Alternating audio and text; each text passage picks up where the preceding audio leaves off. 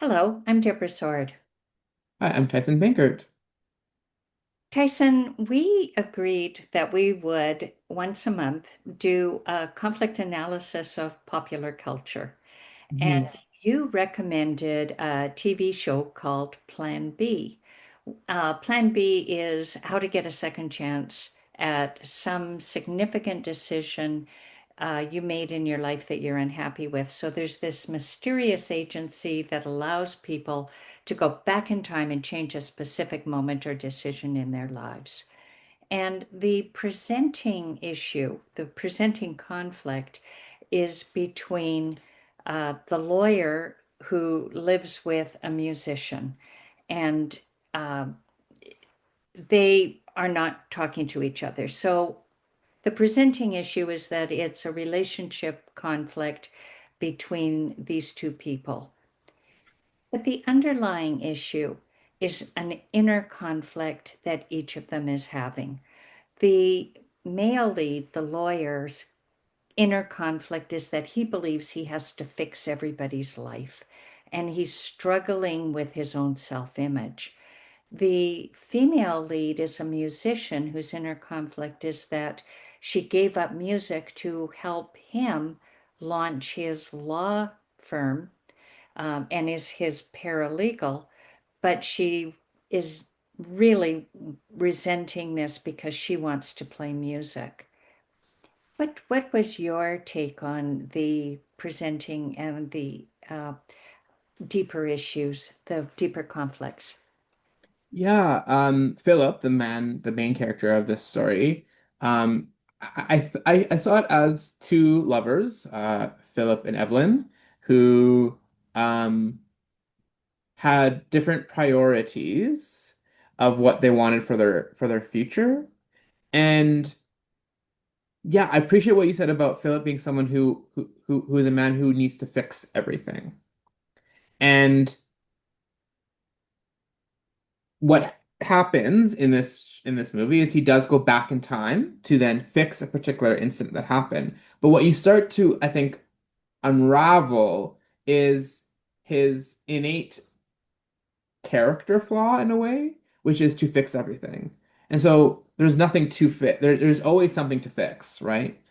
And so he continues to go back in time, and those consequences continue to happen because of who he actually is, and not able. How do you fix yourself, right? That being sort of the underlying question. Um, but I also think it was a conversation, his inability to also communicate.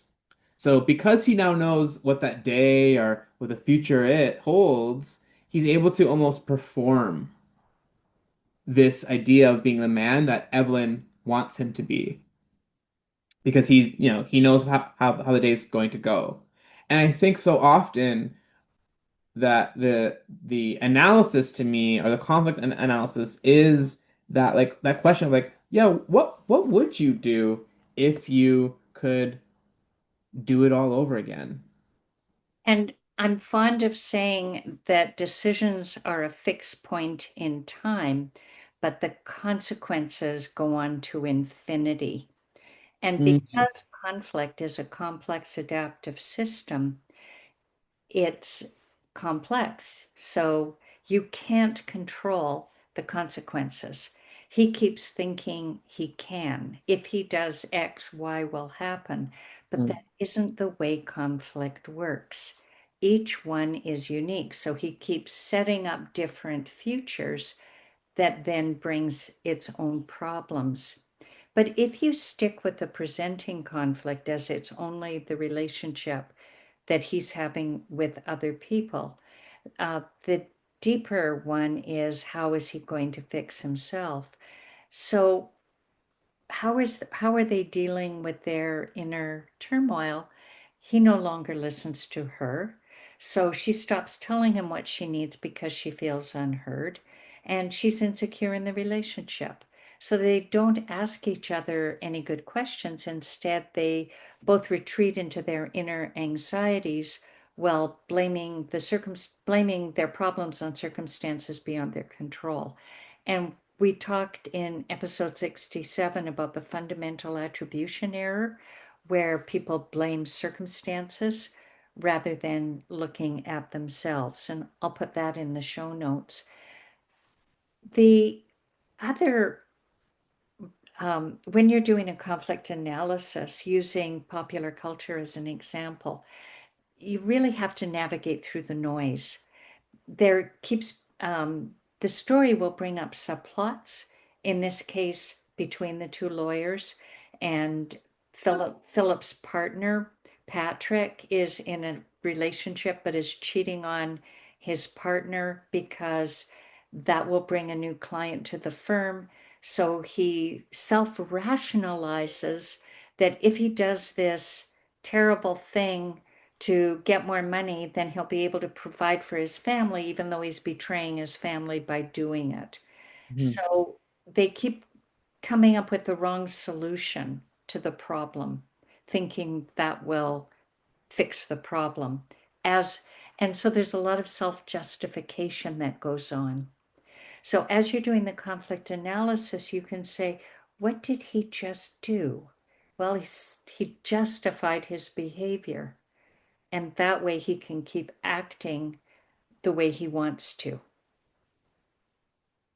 It brings up for me something that we've talked about perspective taking and how so often, especially this main character's inability to take other people's perspectives, dis and and despite having to be able to go back in time, he still never really, it's still focused in on what he sees. Therefore, the consequence and the butterfly effect consequences continue to sort of perpetuate themselves.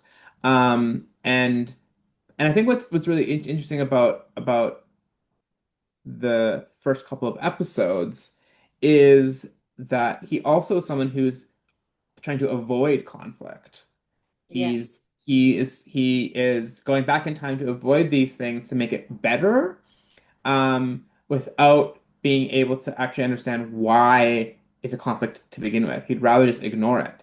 And so because he ignores it, that also has a chain of events, whether it's with his brother who's has an alcohol problem, and he thinks, "Oh, I'll just throw money at it, or I'll do things on his behalf without communicating to make it better, hoping Yes. that The the rest, next day it's yes. better."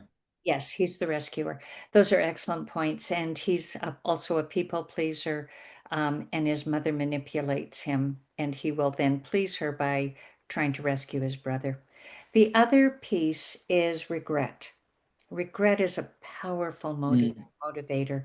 And while he is setting up this cycle of regret, he's setting other things in motion. So the conflict competency is that doing it differently the second time doesn't necessarily work out better. You can spend a lot of time in regret, but unless you have a time machine, just you use the conflict competencies you have now to make the best of the future and the reality you're facing, rather than spending time wishing you had done it differently. Thank you so much for listening. Thank you, Tyson. We're going to keep doing conflict analyses of popular culture. If you have a book or a movie or a TV show, what's the conflict analysis you would do for it? Uh, Make a recommendation. Thank you for listening. Hope you'll subscribe, like it, share it, and make suggestions. We love to hear from you. Thank you.